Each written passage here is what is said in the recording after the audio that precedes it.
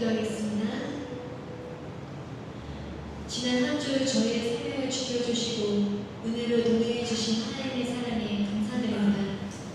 오늘 이 시간 하나님께 드리는 영적인 예배가 되기를 소망하며 주 하나님을 더 깊이 알기를 원합니다. 이 예배 가운데 주님의 임재하심이 저희가 함께하기를 바라며 말씀을 듣고 깨달을 수 있는 지혜를 주시길 기도합니다. 찬양 가운데 은혜가 넘치길 기도합니다. 예수 그리스도의 이름으로 기도드립니다. 아멘. 할렐루야. 주이 시간 찬양 드리는 시간 되겠습니다. 저희 오늘 첫 찬양은 약할 때 강한 대신에 다 같이 사용했습니다.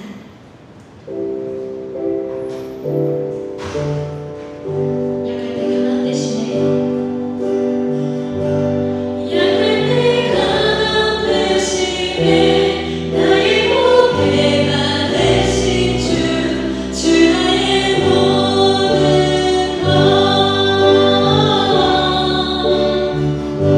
주 안에 있는 보물은 나는 포기할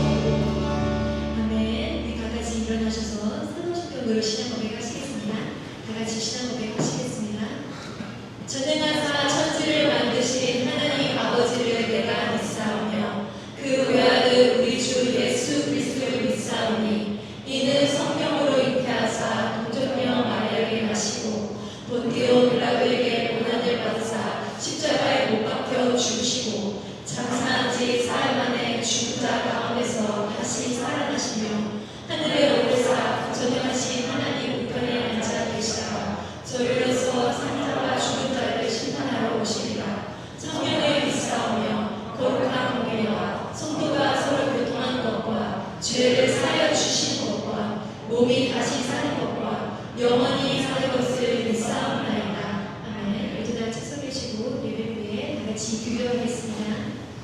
다 같이 기도하겠습니다. 거룩하신 하나님 아버지, 오늘도 주님을 예배할 수 있는 모든 것을 베풀어 주신 주님의 은혜에 감사드립니다. 연약한 저희를 사랑하셔서 지난 한 주도 지켜주시고 경배와 찬양 가운데 새로운 한 주를 다시 주님과 함께 할 수 있는 믿음의 말씀을 통해 주실 것에 감사드립니다. 저희의 신앙생활이 아직도 완전하지 않아서 세상의 유혹과 시험 가운데 영향을 받지만 우리 안에 성령님이 저희와 함께 하시기에 깨닫게 해주시고 회개할 수 있는 믿음을 주시니 감사드립니다. 아멘. 주님이 거룩하신 것처럼 십자가의 보혈의 능력으로 우리도 거룩해 주실 수 있다는 소망으로 기쁨의 신앙생활을 할 수 있기를 기도합니다. 아멘. 오늘 말씀을 전하신 이성원 목사님께 더욱 큰 은혜와 능력을 더하여 주셔서 선포된 주님의 말씀에 우리의 모든 순종할 수 있는 믿음을 주시길 기도합니다. 이 예배가 주님이 기뻐하시는 참된 예배가 되길 소망하며 예수 그리스도의 이름으로 기도드립니다. 아멘. 곧 육신의 자녀가 하나님의 자녀가 아니요 오직 약속의 자녀가 씨로 여기심을 받느니라. 9절 시작.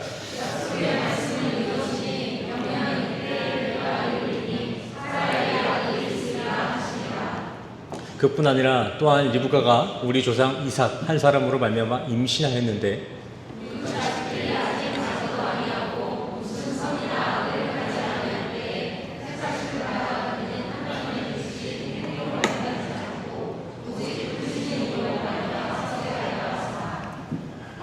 리브가에게 이르시되 큰 자가 어린 자를 섬기리라 하셨나니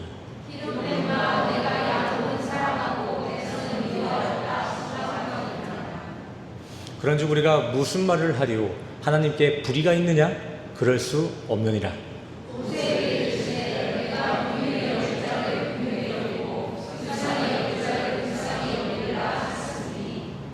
그런즉 원하는 자로 말미암음도 아니요 다른 박질하는 자로 말미암음도 아니요 오직 긍휼히 여기시는 하나님으로 말미암음이니라.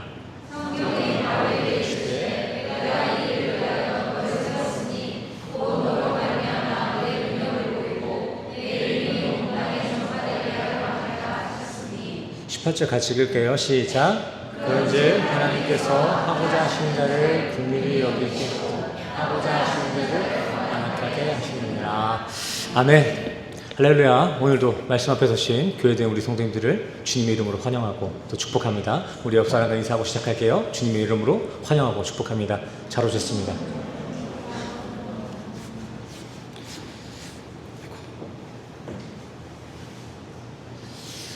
잘 지내셨어요? 이게 또 한국에 오래 계시다가 오신 분들도 많으신 것 같은데 또 와보니까 또 보이던 얼굴이 안 보이죠? 한국 갔어요.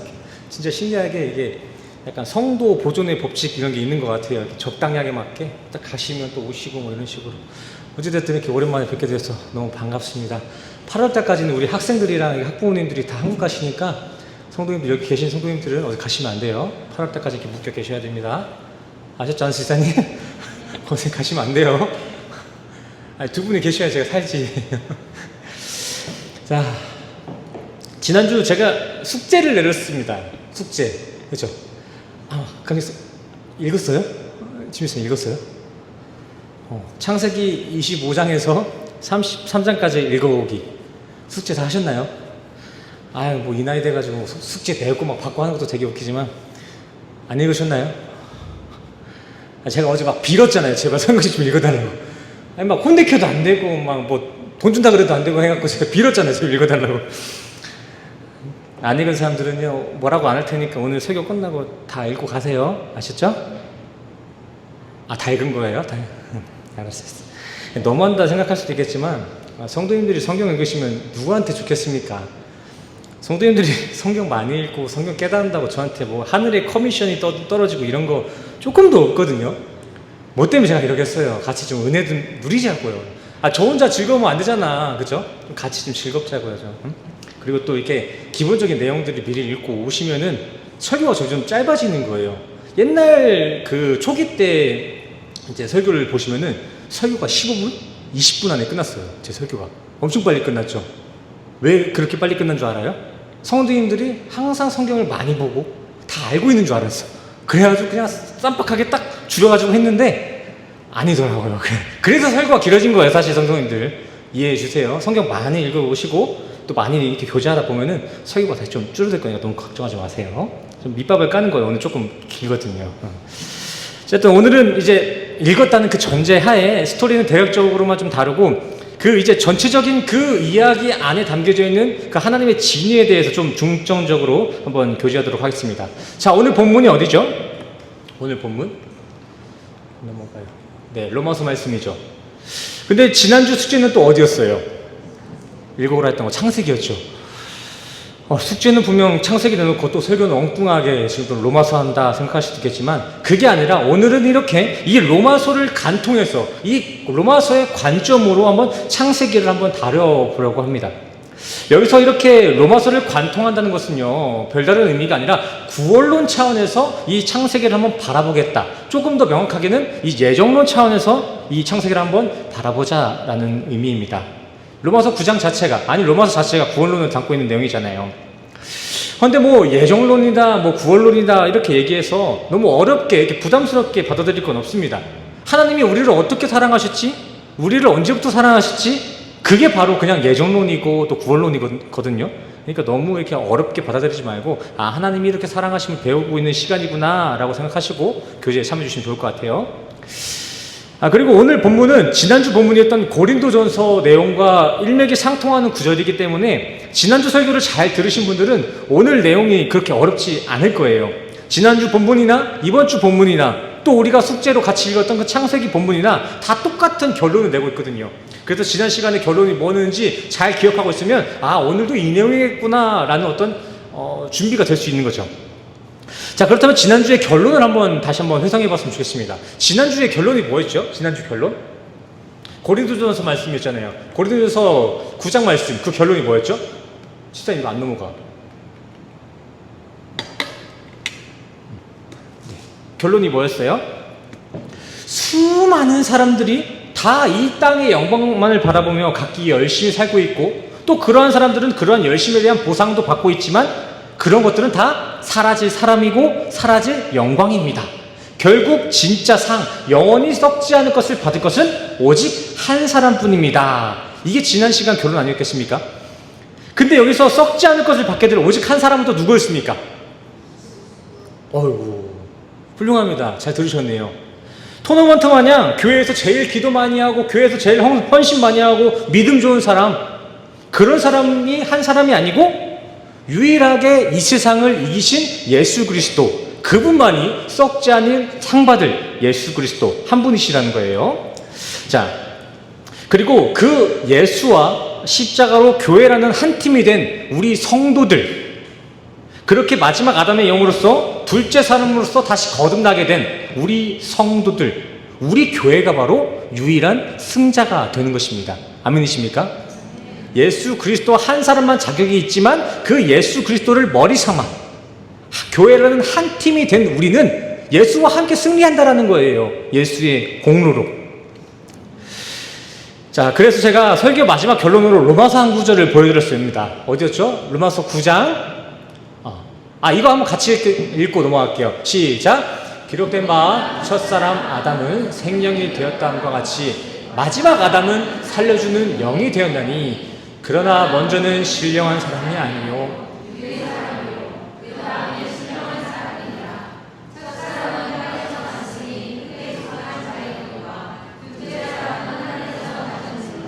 아멘. 이렇게 예수를 말미암아 교회가 되었기 때문에 우리는 그 긍휼에 인해 구원받은 줄 믿습니다. 자, 그리고 그 결론으로서 또 로마서 15절, 16절을 제가 갖다 붙였는데 우리 이 말씀 같이 읽겠습니다. 시작.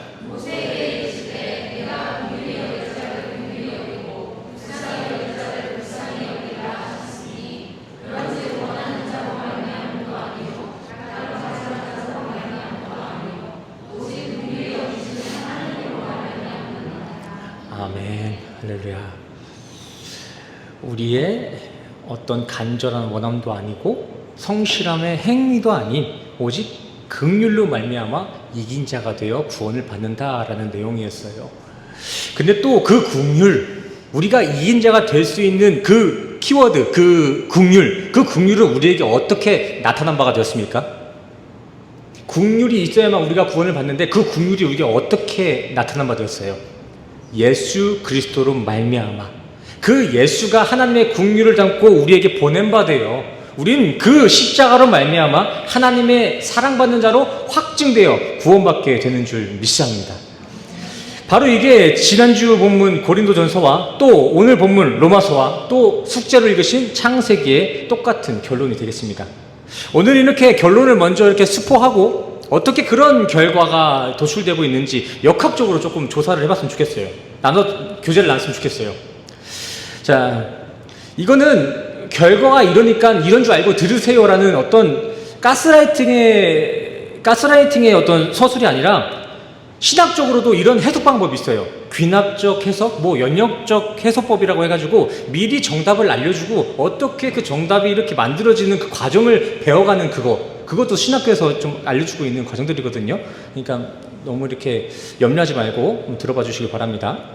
자, 본문 말씀 볼게요. 본문 말씀 10절부터 13절까지만 같이 읽도록 하겠습니다. 10절부터 시작. 그뿐 아니라 신앙했는데 그 자식들이 택하심을 따라되는 하나님의 뜻이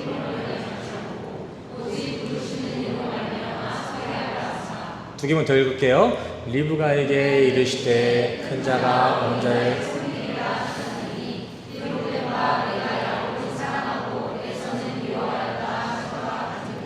아멘. 기록된 바, 지금 창세기 파트를 인용하고 있는 구절입니다.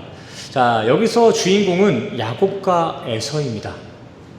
이 둘은요, 이삭과 그 리브가라는 사이에서 나온 쌍둥이 자식이에요. 야곱과 에서는. 여기서 누가 형이죠? 형이 에서고 동생이 야곱. 근데 이 둘은 쌍둥이에요, 쌍둥이. 근데 쌍둥이임에도 불구하고 이 둘은 이란성 쌍둥이로 태어나서 생긴 것도 전혀 달랐고 그 성향도 그 성격도 아주 달랐습니다.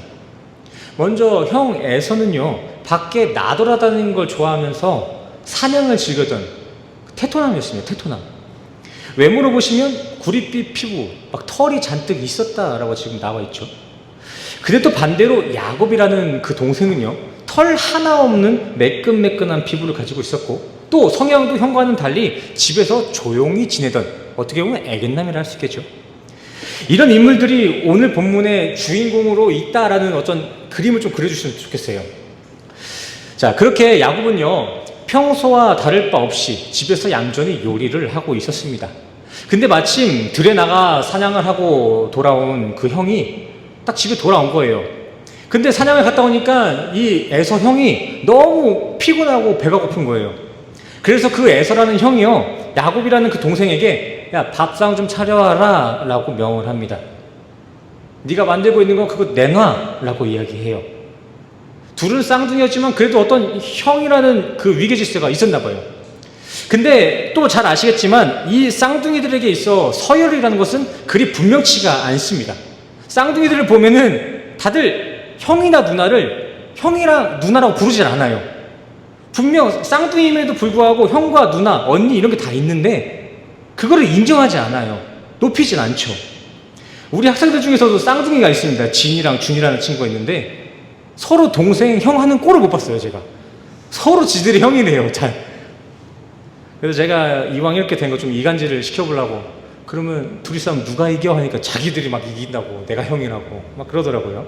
몇 분 몇 초로 차이났다는 그거를 인정을 안 하는 것 같아요. 근데 이게 에서와 야곱 때도 마찬가지였던 것 같습니다. 보세요. 형 에서가 밥 좀 차려오라고, 그 죽 내놓으라고 하니까 이 야곱이 어떻게 대답합니까? 거래를 신청해요, 거래를. 장자권을 달라지 않습니까? 이거 완전 형과 맞먹겠다는 것입니다. 근데 또 재밌는 건 그 형 에서도 이걸 응해요. 그래. 사실 이거는요, 조금 말이 안 되는 그림입니다. 형제가 없으신 분들은 잘 모를 수 있겠지만 애초에 형제 간에는 그 거래라는 게 있을 수가 없습니다. 있지 않습니까? 동생은 그냥 형이 명령하면 순복하는 그런 존재예요. 거래? 싫은데 이런 걸 할 수가 없는 것이죠. 야, 저거 가져와 하면 저거 가져와야 되고, 이거 가져와 하면 그냥 이거 가져오는 거. 이게 형과 동생의 그거거든요. 어떻게 잘 아냐고요? 제가 그 삼형제 중에 둘째예요, 둘째. 그러니까 형도 해보고 동생도 해본 거예요. 순복도 하고 또 명령도 해봤다 이거죠. 아무튼 이렇게 야곱과 에서는요, 장자권과 또 죽 한 그릇을 두고 거래를 하기 시작합니다. 근데 여기서 장자권이라는 것은요, 단순히 형과 동생이라는 어떤 서열 정리 정도만을 의미하는 것이 아니었습니다. 고대 근동 당시 장자권은요, 가문의 대표요, 그 가문의 재산 중 3분의 2, 두 몫을 가져갈 수 있는 실제 상속의 권리를 의미하는 것이 장자권이었어요. 더군다나 이 아브라함과 이삭의 자녀들에게 있어 이 장자권이 더욱 특별한 것은요, 이 혈통에게 장자권이라는 것은 그냥 재산을 상속받는 차원을 의미하는 것이 아니라 아브라함으로부터 흘러나왔던 그 아브라함의 가게로부터 흘러오고 있는 그 하나님의 언약을 이어갈 그 언약의 계승자를 의미하는 것이 장자권이었기 때문에 지금 이거는 보통 상황이 아닌 거예요. 한마디로 에서는요, 당장 자신의 배고픔을 좀 달래기 위해서 그런 가문의 대와 영적 승계자의 권리를 죽 한 그릇에 팔아 넘긴 상황이다라는 거예요. 막간을 이용해서 말씀드리자면, 이때 받아먹은 그 죽의 색깔이 빨갛다고 해서 이때부터 에서의 별칭이 에돔이 됩니다. 그 우리가 잘 알고 있는 그 에돔 알죠? 그 에돔의 시초가 이렇게 에서로부터 시작이 된다고 해요. 그리고 이 에돔의 족보에서 예수님을 대적했던 그 헤롯 왕이 되죠. 그죠? 이렇게 연결해 보면은 이때부터 지금 뭔가 잘못했다라는 것을 우리가 알 수 있는 거예요. 오늘 보면 이렇게 에서가요, 장자의 명분을, 즉 신앙의 유산을 붉은 중만도 못하게 여겼던 행위를 가볍게 여기고 있다라고 기록하고 있는데, 이걸 원어로 조금 더 해석해 나가면 하찮게 엽신여겼다, 가치없게 취급했다라고 하고 있는 것입니다. 무엇을요? 에서가 무엇을 지금 가찮게 여겼다고요? 그냥 장자권 그 상속 정도가 아니라 하나님과의 언약 관계를요, 그걸 하찮게 여겼다고요. 뭐 때문에요? 당장 내 배 좀 채우자고요. 에서의 반응은 여기서 끝이 아니었습니다. 26절 말씀을 보시면 에서는 그 이후에도 조상으로부터 내려오던 금기사항을 모두 어기고 대대로 가문의 원수와도 같았던 가나안 여인과 이방인과 결혼을 하게 됩니다. 아니 이방인과 결혼할 수도 있지라고 할 수 있겠지만, 이건 단순히 외국인과의 결혼 정도를 의미하는 것이 아닙니다. 가나안이 무엇입니까? 가나안은 즉 당시 우상 숭배를 즐겨하던 그런 이방인이었습니다. 그냥 딴 나라 사람이 아니라 예수님을 대적하고 다른 신들을 신으로 섬겼던 그런 배은망덕한 족속들이 가나안이었다는 거예요. 근데 에서가 그런 이방인과 결혼한 것이죠. 이렇게 에서는 애초에 하나님의 언약이고 조상의 언약이고가 상관없이 그저 내 인생만을 불리기 위해, 만족시키기 위해 살고 있었다라고 볼 수 있는 것이죠. 그러기에 히브리서 기자는 이러한 에서의 행성을 두고 베벨로스, 거룩한 것과 세속적인 것을 바꾼 망령된 자다라고 기록하고 있고, 동시에 그러한 망령된 자를 포르노스, 음행한 자임으로 지금 정죄하고 있습니다. 그리고 이어서 바울은 에베소서와 갈라디아 말씀을 통해서 그러한 음행과 망령된 자들의 결과를 우상 숭배자와 동일한 지옥에 두고 있습니다.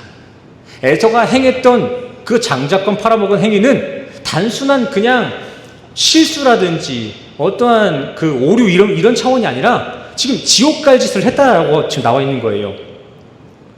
그런데 그럼에도 불구하고 그 아버지 이삭이라는 사람은요, 야곱보다 형 에서를 사랑했습니다. 하나님의 말씀을 어기고 대대손손으로 내려오던 그 말씀까지 어기며 그렇게 아버지의 근심을 샀던 그 에서인데도, 그래도 그 이삭은 야곱보다 에서를 사랑했어요. 자, 이삭은 왜 이런 천방지축 에서를 야곱보다 사랑했다는 것일까요? 왜 사랑했을까요? 에서가 장자라서요? 아니면 아직 에서의 만행이 드러나지 않아서 아직은 이삭이 에서를 사랑하고 있다고 나와 있는 것일까요? 둘 다 아닙니다. 성경에 따르면 이미 에서의 만행은 아비의 근심을 샀다라고 지금 기록되고 있고요. 또한 하나님께서는 태중에서부터 두 아이가 태어나기 이전부터 누가 축복의 주인권을 가지고 있는지에 대해서 분명히 말씀하셨어요. 누가 장자가 되어야 된다는 것을 분명히 이야기했다고요. 그럼에도 이삭은요, 에서를 더 사랑했고 그 에서를 축복하려고 했습니다. 왜일까요? 축복해서는 안 될 사람을 사랑하고 축복한 그 이유가 뭘까요? 성경을 한번 봐주시기 바랍니다. 성경은 이렇게 얘기하고 있어요. 에서가 가져다주는 그 별미요리가 좋아서 에서를 사랑했다.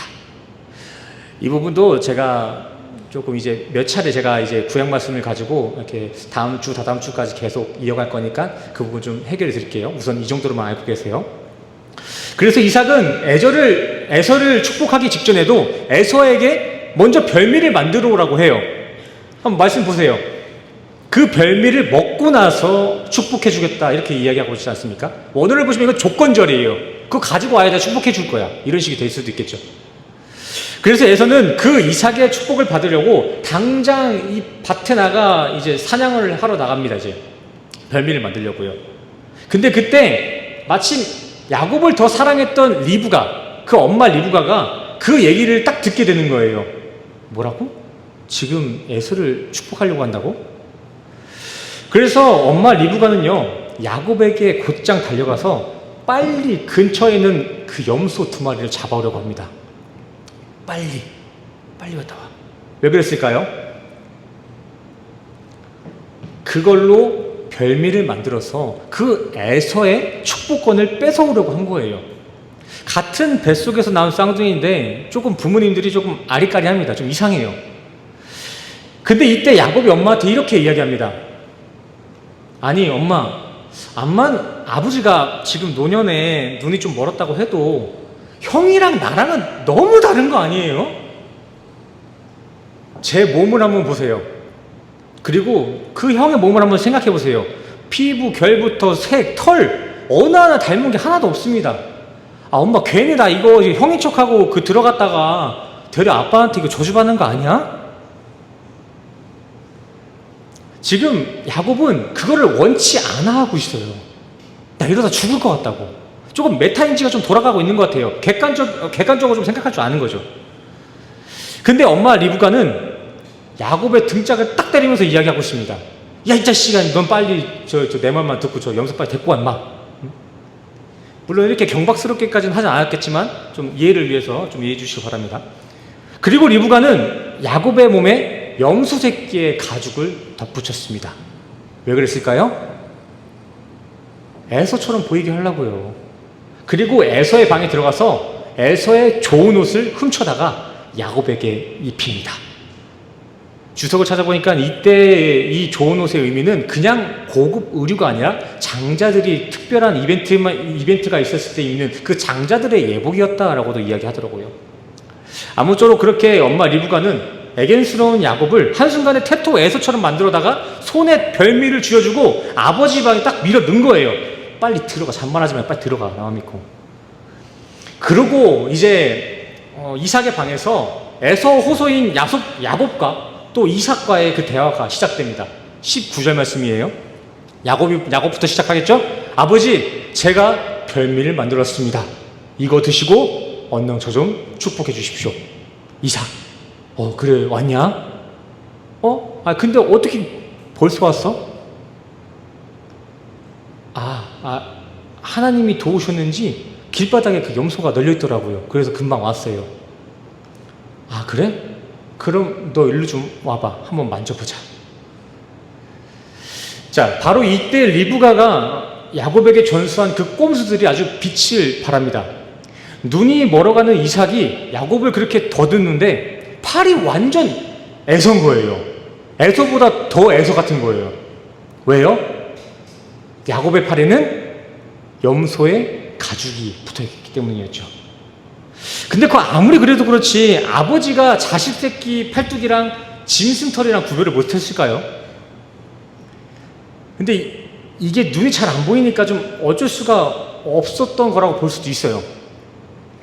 그래서 이삭이 이번에는 에서 호소인이었던 야곱에게 다가와서 입을 한번 맞춰달라고 이렇게 이야기를 합니다. 왜요? 가까이 오게 해서 냄새를 맡아보려고요. 이놈이 진짜 에서가 맞는지. 근데 그렇게 해서 야곱이 아버지에게 입 맞춤하러 가까이 가니까 곧장 그 에서의 냄새가 확 풍기는 거예요. 에서가 맞았던 거죠. 어떻게 이 스토리가 완성이 될 수 있을까요? 어떻게 야곱에게 에서의 냄새가 났어요? 어떻게 야곱에게 에서의 냄새가 났냐고요. 우리 자매들은 좀 알 수 있잖아, 그치? 옷 돌려가면서 입잖아, 그치? 언니 게 내 거고, 내 게 언니 거고, 뭐 이러잖아. 근데 이렇게 입었을 때 가끔 언니 냄새 날 때 있어도 있잖아. 지금 똑같은 거야. 야곱도 지금 형 옷을 입었다니까? 그 에서의 옷을 입고 있었기 때문에 그 에서의 냄새가 폴폴 났던 거예요. 또 평소에 막 사냥을 좋아하고 그랬던 친구니까 땀 냄새는 얼마나 났을 거예요. 이렇게 생각도 해볼 수 있겠죠. 그래서 이삭은 그렇게 염소의 가죽을 덧입고 장자의 옷, 그 에서의 옷을 입은 야곱에게 장자가 받아야 할 축복권을 모두 다 전가를 해줍니다. 완전 사기당한 거죠. 그리고 그렇게 축복식이 끝나고 나서 바로 에서가 별미를 들고 아버지 방에 딱 들어옵니다. 축복식 끝나자마자 아버지, 진짜 내가 이번엔 무지하게 맛있는 별미를 만들었습니다. 이거 드시고 얼른 축복해 주세요. 이에 이삭은 의아해하면서 묻습니다. 아니, 너 누구냐? 이에 에서가 대답하겠죠. 아빠 누구겠어요? 아빠가 빨리 이거 별미 만들어 오라면서요. 빨리 드시고 축복 좀 해주십시오. 이러니까 이 이삭이 놀라 자빠지는 거예요. 아니, 네가 에서라면 좀 전에 내가 축복한 사람 누구냐? 난 이미 딴 사람을 축복했는데? 이에 에서는 야곱이 자기 축복권을 뺏어간 걸 눈치채고 이 동생놈을 죽이네 살리네 막 방방 뛰고, 또 리브가는 진짜 에서가 자기 사랑하는 아들 야곱을 죽일까봐 그 야곱을 멀리 이민을 보냅니다. 이 내용까지가, 이 장면까지가 27장까지의 내용이 되는 거예요. 그냥 스토리 좀 읊어드린 겁니다. 근데 에서도 여기서 참 웃긴 게, 오늘 본문 당시의 축복권은 그 의미가 장자권과 각기 따로 분리되는 것이 아니라 장자권이 그 축복권으로 확정되어지는 이런 하나의 개념으로 보는 게 맞습니다. 장자권과 축복권은 하나인 거예요, 어떻게 보면. 헌데 아시다시피 에서는 그 장자권을 누구에게 팔았어요? 야곱에게 팔았죠. 에서는 그렇게 본인이 분명 장자권을 팔아놓고 정작 그 축복을 받을 때가 딱 되니까 그 축복 뺏겼다고 지금 울분을 터뜨리고 있는 거예요. 본인이 팔아놓고서는. 집안 꼴 말이 아니죠. 개판입니다. 저는 이 말씀을, 이 파트를 읽을 때마다 한 그림이 딱 그려집니다. 그냥 구약때가 아니라 지금 현 시대에도 이런 일들이 있는 것 같아요. 이건 마치 한평생을 신앙이라고 쳐다도 보지 않던 사람들이 정작 그 하나님 그 심판대 앞에 섰을 때 내 축복 달라고, 제발 나도 좀 천국에 들어게 달라고 이렇게 울분을 토하며 생떼를 피는 죄인들의 모습인 것 같아요. 허나 하나님은 오늘 이 이야기를 통해서 그러한 모순된 신앙인들, 이방인들을 이렇게 말씀하십니다. 너희에게 줄 축복은 조금도 남아있지 않다. 평소에는 하나님을 잊고 살던 너희들, 그 마지막 그날 너희에게 줄 축복은 하나도 남아있지 않다. 또한 저는 이 야곱이 축복받은 이 과정과 모습을 볼 때마다 늘 한 가지의 좀 의문이 떠올랐습니다. 아니, 도대체 어떻게 이 상황에서 구원이 나온 거지? 로마서 말씀 보면 이게 구원이라고 이야기하는데 여기 어떤 구원이 있는 것이지? 몇몇 사람들은 야곱이 생명을 걸고 축복을 구했기 때문에 그런 간절함이 축복권을 얻게 했다라고도 이야기하는데, 근데 본문은 사실 그렇게 이야기하고 있지 않습니다. 창세기 27장 말씀을 보시기 바랍니다. 본문을 보세요. 야곱은 되려 죽을까봐 축복받기를 거절합니다. 꺼려해요. 죽기 싫다고. 그러한 야곱에게 어떤 열심이 있는 것입니까? 어떤 간절함이 있는 거예요? 아닌 것 같습니다. 또 사실상 야곱에게 염소 가죽을 붙이고 장자 옷을 훔쳐 입히며 그 별미를 만들어 준 것도 야곱이 아니라 그의 어머니 리브가였습니다. 야곱이 한 거는 아무것도 없었다고요. 간절함도 없었고 준비도 없었다고요. 그래서 저는 늘 이 말씀이 의문에 있었어요. 도대체 어떻게 구원받은 거지? 그럼에도 불구하고 로마서는 이렇게 천방지축에 풍비박산난 이 집안의 모습을 두고 이게 구원이야, 여기에 분명한 구원이 있다라고 기록하고 있습니다. 엄마 아빠가 자식들을 차등 대우하고 모자가 부자에게 사기를 치고 형제끼리 죽이네 살리는 이 장면에 구원이 있대요. 성도님들은 오늘 이 이야기에 담겨진 구원론을 발견하셨습니까? 도대체 어디에 로마서와 상통하는 구원론이 있었습니까? 누구는 또 이걸 구원에 있어 우리가 못할 일이 없다, 어떻게 해서든 구원을 받아야만 한다라는 결론을 내고 하던데, 이건 신천지식 사이비 해석입니다. 그거 이야기하고 있는 거 아니에요. 요즘 신천지 사람들 그 유튜브를 제가 지켜보는데, 신천지 사람들은 실제 이런 해석을 듣고 그렇게 할 짓 못할 짓 다 해가면서 포교에 전력을 다하고 있더라고요. 그냥 전도만 하면 되는 거예요. 믿기만, 그냥 교회만 오게 시키면 되는 거예요. 그들의 목적은 이게 전부예요. 그러면 사사로운 사기, 협박, 이간질 이런 거 문제 안 된다라고 이야기하거든요. 근데 이거 아닙니다. 여기서 우리가 야곱에게서 배울 거는 하나도 없습니다. 또한 구원은 우리의 수단과 방법에서 나오는 것이 아닙니다. 구원은 오직 예수 그리스도로 말미암아 은혜로 주어지는 줄 믿습니다.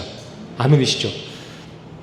오늘 읽은 이 파트를 통해, 이 창세기 말씀을 통해 우리가 배울 건 어떤 야곱의 대단한 삶이나 특출난 에서의 모습이 아니라, 이런 풍비박산 되어버린 이 가정 속에서도 자신의 언약을 반드시 지켜내고자 하시는 그 하나님의 미쁘심, 우리는 오늘 이 말씀을 통해 그걸 배울 수 있어야 되는 거예요. 오늘 본문에서 우린 구원을 받을 만한 인간의 행위가 뭐였는지, 뭘 해야 되는지가 아니라 지옥에 가야 마땅할 그런 망령된 삶 속에서도 결국 구원을 이뤄내고자 하시는 그 하나님의 열심과 긍휼, 우리는 이거를 이 말씀을 통해서 확인할 수 있어야 된다는 것이죠. 자, 성도님들, 야곱이 어떻게 축복을 받게 됐죠? 장자여서 축복받았나요? 아니죠. 어떻게 받았습니까?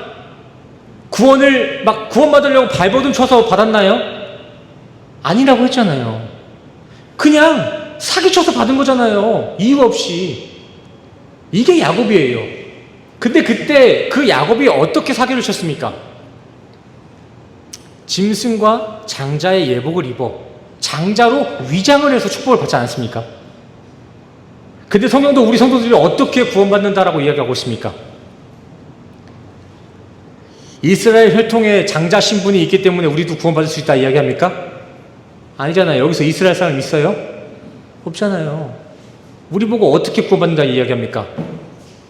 우리도 이렇게 야곱처럼 말도 안 되는 사기꾼, 그 죄인의 신분에서 그저 예수라는 희생제물이 덮이고 하나님의 장자이신 예수 그리스도의 옷이 덮여져서 그렇게 죄를 속량받고 구원받는 거 아니겠습니까, 성도님들? 우리도 야곱의 자리에서 구원받은 거잖아요, 성도님들. 그쵸? 아니에요? 맞잖아요.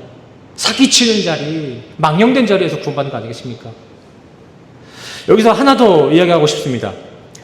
아버지 이삭이 정말 야곱을 축복할 때 진짜 이 인간이 야곱인지 에서인지 몰랐을까요? 내가 축복하고 있는 이가 정말 야곱인지 몰랐을까요? 뭐 그렇다 보고 그렇게 해석할 수도 있겠지만 저는 그렇게 생각하지 않습니다. 말씀 한번 보시기 바랍니다. 분명 이삭은요, 목소리를 듣고 알았다고 하고 있습니다. 이거 백방 야곱이다 싶었다는 거예요. 생각해보세요. 야곱은 눈이 멀었던 거지 귀가 먼 게 아닙니다. 김주복 사모님, 제가 사모님 눈 딱 가려놓고 엄마 나 현석이야 이러면은 내 아들 왔어 이럴 거예요? 못 알아보겠습니까? 근데 여기서 이삭은 그럼에도 불구하고 손이 에서와 같다라고 해서 야곱에게 축복을 던져줍니다. 뭔가 잘못돼도 한참 잘못된 것 같잖아요. 지금 문제가 있는 것 같잖아요. 하지만 이건 단순히 이삭의 어떤 무례함이나 노쇠함만을 이야기하는 것이 아닙니다. 설명을 해주고 있는 거예요. 야곱 같은 너희 인간들이 어떻게 구원받았는지 내가 보여줄게. 너희 인간들도 여전히 이렇게 사기꾼의 신분, 죄인의 자리에 있었고 하나님은 또 그런 너희의 정체를 분명히 알고 계셨지만 그런 너희에게 예수의 냄새가 난다. 그리고 예수의 피가 덮여 있으니 그런 너희도 내가 장자로 여겨줄게. 그렇게 너희도 온전히 예수로 인해서 구원받는 거란다. 나를 설명해 주는 것이 바로 야곱과 에서의 별미 이야기가 되는 것입니다. 아멘이시죠? 그래서 로마서가 이 파트를 인용하고 그 마무리를 이렇게 끝냅니다. 로마서 9장 16절 같이 읽겠습니다. 시작.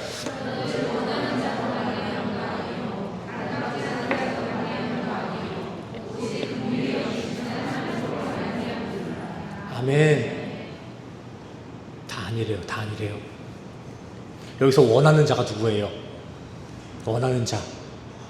장자가 아님에도 불구하고 그 축복권을 원했던 그 야곱. 그리고 다른 박제라는 자 누굽니까? 다른 박제라는 자. 축복권. 그 축복권 받아내겠다고 헐레벌떡 사냥에 나가서 별미를 만들었던 그 에서. 성경은 이러한 이 둘 중에 그 누구에게도 구원의 이유를 찾지 못했다라고 지금 이야기하고 있는 거거든요. 둘 다 아니야.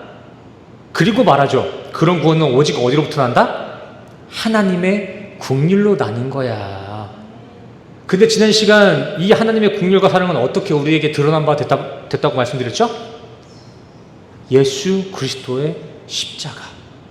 우리 인간은 선한 자리, 의로운 자리에서 구원받는 게 아니라 죄인의 자리, 시체와 같은 허물의 자리에서 전적인 예수의 은혜로 구원받는 줄 믿습니다. 이렇게 해서 오늘 본문 로마서와 지난주 본문 고린도전서와 또 그리고 숙제했던 창세기가 이렇게 하나로 점철되어 예수라는 결론을 이렇게 맺고 있다라는 거예요.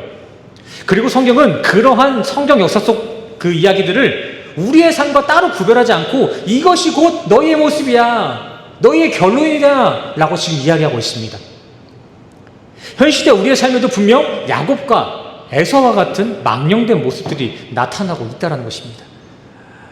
아닙니까? 우리 안에는 야곱과 같은 비열함 없습니까? 에서와 같은 망령됨 없습니까? 아닌 척 하시는데 없긴 뭐가 없습니까? 분명히 있잖아요. 잠깐 있다 사라질 이 세상의 영광을 위해 저 하늘의 영광을 포기하고 세상에만 인생을 허비하는 거, 저 먼 날이 아니라 장차 마주할 그 날이 아니라 당장 내 형편, 내 환경을 개선시켜줄 그 환경을 위해서 살아가는 거, 내 배를 채워줄 어떤 무엇이 있다면 하나님의 말씀 정도는 가볍게 짓밟고 세상에만 비우며처럼 살아가는 것. 하나님이 보시기엔 이러한 현 시대 우리의 모습이나 구약 때의 에서의 모습이나 모두 똑같은 망령된 자의 모습이요, 음행이요, 우상숭배의 모습이 된다라는 것입니다. 제가 그렇다는 게 아니에요. 하나님이 그렇게 보신다고요. 에서의 모습이나 음행한 자의 모습이나 저기 불교에 가서 뭐 부처를 믿는 그들의 모습이나 다 똑같이 지옥 갈 놈으로 바라보신다는 거예요. 그러기에 성경은 우리에게 끊임없이 전하고 있는 것입니다. 끊임없이. 그렇게 열심히 살아도 다 죽습니다. 그렇게 남들과 원만한 관계 속에서 잘 지내도 그들도 다 함께 죽습니다. 또한 당신들이 누구든 당신들이 무엇을 남겼든 간에 구원에 합한 이는 하나도 없습니다. 오직 예수만 승리자니 그 예수와 하나 되어 승리하십시오. 예수를 입고 하나님의 긍휼을 입으십시오. 그래야 삽니다. 까지가 오늘 본문의 내용이 되겠습니다. 성도님들, 내세가 없는 듯한 이 현세를 사시면 안 됩니다. 심판이 없다고 생각하시면서 이 실상을 사시면 안 된다는 거예요. 사실상 실상이라는 것은 여기가 아니라 그 하늘이에요. 그 하늘이 실상이에요. 그리고 여기가 허상인 거예요. 근데 이 허상도 실상이 될 수 있어요. 어떨 때? 그 실상을 위한 일들을 해내며 나아갈 때 이 세상의 삶도 실상이 되는 거예요. 왜요? 그 목적에 맞게 살기 때문에 그게 실상이 되는 거거든요. 말 그대로 예수를 알아가지 않는 삶, 예수를 찬양하지 않는 삶은 그냥 허상의 삶, 가짜 인생 사는 거예요. 가짜 인생. 살 필요가 없는 거예요. 따지고 보면요. 그 부루마블 있잖아, 부루마블. 그런 게임하고 있는 거랑 다를 게 하나도 없는 거예요. 그냥 사라질 것들에 그냥 집착하고 있는 것이죠. 실상을 사셔야 됩니다, 성도님들. 이 땅을 실상처럼. 또한 그 내세가 있다는 것을 분명히 기억하고 이 현세를 살아야만 하는 것입니다. 하나님의 심판은 우리 모두에게 임하게 될 것입니다. 저에게만 임하고 누구에게만 임하는 것이 아니라 우리 모두에게 임할 것입니다. 그랬을 때 한 가지만 물을 것입니다. 너의 의는 무엇이냐? 그랬을 때 우리가 자랑할 수 있는 게 무엇이 있겠습니까? 예수 그리스도. 그 예수 그리스도가 아니라면 그 모든 것은 안개와 같이 사라질 것입니다. 그러니 허상과 같은 이 인생에 허비를 하지 마십시오. 사라지지 않고 영원히 영광될 그 예수를 붙잡아야 됩니다. 그래야만 살아요. 아멘이십니까, 성도님들? 저게 듣기 좀 거북할 수도 있습니다. 좀 어려울 수도 있어요, 마음이. 근데 어떻게 해요? 이거밖에 없다고 하잖아요. 성경에 여러 가지 길을 알려주셨으면 제가 최대한 성도님들의 기분 상하지 않게 좀 기분 좋게 얘기를 해드릴 텐데 이거밖에 없대요. 그리고 이걸 붙잡지 않은 이들의 결과는 지옥이라는 거 딱 하나밖에 없대요. 그걸 아는 사람이 어떻게 성도님들의 기분 좀 맞춰주자고 그렇게 험한 걸 이렇게 전하겠습니까? 정말 사랑하는 마음이 있기 때문에 성도님들이 이렇게 설교를 전하는 거니까 넓은 마음으로 좀 이해해 주시길 바랍니다. 감사합니다. 우리 옆 사람과 이렇게 인사하고 마치도록 하겠습니다. 예수 없으면 우리 다 죽습니다. 진짜 죽어요. 죽습니다. 여기까지는 좀 어렵지 않게 정리가 되셨죠? 근데 여기까지만 이렇게 설교를 하게 되면요, 진짜 신천지들처럼 하나님 믿으면 사귀셔도 되는구나, 택함받은 백성들은 어떤 행위를 해도 다 용서받는구나, 용납이 되는구나, 이런 잘못된 결론을 도출해낼 수도 있는데, 이제 다음 시간부터는 남은 창세기 부분들을 다루면서 하나님께서 자신이 택한 그 백성들을 어떻게 언약 백성으로 만들어내시는지에 대해서 함께 교제를 나누도록 하겠습니다. 그리고 지난주에 제가 질문했던 하나님의 백성들이 받게 될 상이 왜 썩지 않을 분명한 상이 아니라 썸띵이라고 이렇게 기록되고 있는지, 그거에 대해서도 제가 다음 시간 내용을 통해서 말씀 전해도록 하겠습니다. 감사합니다. 자, 우리 이제 설교는 마무리하도록 하겠고요. 우리 시간 우리에게 허락하신 이 말씀의 감동을 가지고 주님 앞에 기도하고 또 찬양하며 나아가는 시간 갖도록 하겠습니다. 우리 먼저 하나님의 부르심, 우리 가사를 좀 깊이 묵상하면서 함께 찬양하도록 하겠습니다.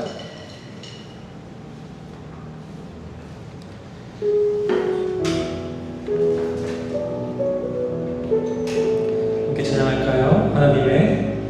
하나님의 부르심에는 후회하심이 없네. 내가 이 자리에 선 것도 주의 부르심이라. 하나님의 부르심에는 결코 실수가 없네. 나를 부르신 하나님의 신실하신 이대로 찬양할까요? 작은 나를 부르신 뜻을 나는 알 수 없지만 오직 감사와 순종으로 주의 길을 가리라. 때론 내가 연약해져도 주님 나를 도우시니 주의 놀라운 그 계획을 나를 믿으며 살아. 아멘. 나를 부르신 그 내 생각보다 크고 날 향한 계획 날 지대로 출연 못하나 가장 좋은 길로 가장 완전한 길로 오늘도 다시 한번 하나님의 신실하심을 생각합시다. 나의 부르신 뜻 내 생각보다 크고 날 향한 계획 날 시대로 측량 못하나 가장 좋은 가장 완전한 길로 오늘도 날 이끌. 우리 시간 이르기 가지고 기도하며 나가겠습니다. 기도합시다. 하나님, 우리의 삶은 늘 연약하고 의지 피할 수밖에 없는 죄인의 모습에 남아있지만 그럼에도 불구하고 그런 죄인의 자리 가운데 그 연약함 속에 하나님이 우리를 택하시고 하나님의 긍휼이 우리 가운데 있어 우리는 그 예수와 한 팀 교회가 되어 하나님이 얘기하신 그 천국을 소망하며 나아갑니다. 내가 부족하여도 우리를 이끄시고 우리를 택하신 그분의 계획이 완전한 길 속에 있고 부족한 왕국 속에 있는 일을 싸우니 두려움 없이 주신 은혜를 누리며 당대의 주님의 이름 가운데 승리하며 살아가는 우리 세상을 되게 하여 주시옵소서. 이 세상을 창조한 그 창조주가 우리의 아버지시오 우리를 지으시고 인도하시는 그분이 그 하나님이신데 우리가 어디서 그 두려움을 느끼고 아버지의 뜻을 거역하며 살겠습니까? 우리를 성도로 부르시고 또 택하셔서 우리를 빚어가시고 또 영원하게까지 하실 그 주님의 은혜를 기대하며 나아가오니 그 말씀 듣고 따라가게 하여 주시옵소서. 내 상황과 나의 부족함 속에서 하나님을 불신하는 것이 아니라 내 연약함 속에서도 더욱 강한 우리 함께 계신 그 아버님의 인도하심을 의지하고 믿으며 날 부르신 뜻 내 생각보다 크고 날 향한 계획 나의 지혜로 증량 못하나 좋은 길로 완전한 길로 오늘도 날 이끄신 믿네.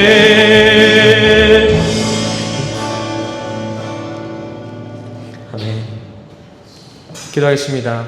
하나님, 오늘도 우리에게 생명의 말씀을 허락하셔서 우리의 삶을 거룩히 조명하게 하시고 회개의 자리와 자격을 허락하심에 감사를 드립니다. 그렇게 오늘 주님이 주신 이 말씀을 통해 우리 안에도 야곱의 비열함과 에서의 망령됨이 살아있었음을 깨닫게 되었습니다. 더 이상 이런 나의 연약한 육체를 의지하지 않게 하시고 이런 우리까지도 결국 합력시켜 선을 이루시는 그 하나님의 믿부심만을 온전히 믿고 따르는 우리 새생명교회 될 수 있도록 우리 교회와 함께하여 주시옵소서. 더하여 우리 성도들 주신 이 은혜에 감동되고 감사하여 주님 앞에 작은 정성들로 봉헌하며 나아갑니다. 이렇게 내게 주신 은혜를 알고 감사할 줄 아는 이들에게 더 많은 은혜의 자각과 풍성한 성령의 도우심을 더하여 주시옵소서. 이제 한 주간을 살아갑니다. 주님의 핏값으로 주어진 이 귀한 한 주 가운데 더러운 내 열심과 내 욕망은 조금도 틈타지 않게 하시고 온전히 주님의 향기만 가득 증거되는 귀한 한 주로 우리를 인도하여 주시옵소서. 우리의 모든 발걸음 속에 하나님의 영광이 나타나기를 간절히 소원하오며 예수 그리스도 이름으로 간절히 기도드렸습니다. 아멘. 아멘. 할렐루야. 우리 마지막으로 다 같이 일어나셔서 기대 함께 찬양하시고 축도로 예배를 나가도록 하겠습니다. 기대 함께 찬양하실게요.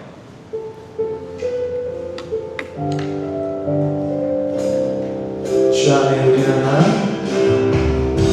주 안에 우리 하나 모습은 달라도 예수님 한 그만 바라네. 사랑과 선행으로 서로를 격려해 따스함으로 모든 것하리. 주님 우리 안에 함께 하시니 경제사회에 기쁨과 슬픔을 느끼네. 내 안에 있는 주님 모습 보내 그분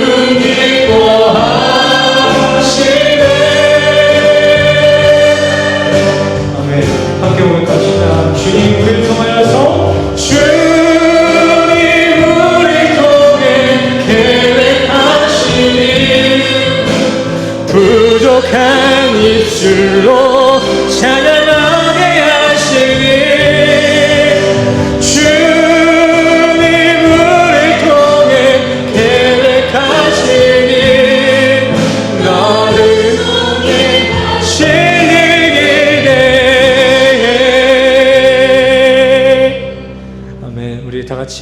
가슴에 손을 얹으시고 함께 축도로 예배를 나가도록 하겠습니다. 제가 대표로 축도하겠습니다.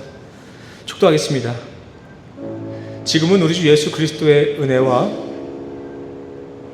십자가로 확증하신 그 사랑과 또 우리를 세상의 망령된 인생 가운데 버리지 아니하고 끝까지 교회로 지어나가 계시는 그 성령님의 교통하심이 오늘 이 시간 더 이상 나의 연약함을 의지하지 아니하고 온전히 하나님의 미쁘심만을 의지하기로 결단한 우리 모든 성도님들이 머리머리 위에 지금으로 영원까지 함께 하시기를 간절히 축원하옵나이다.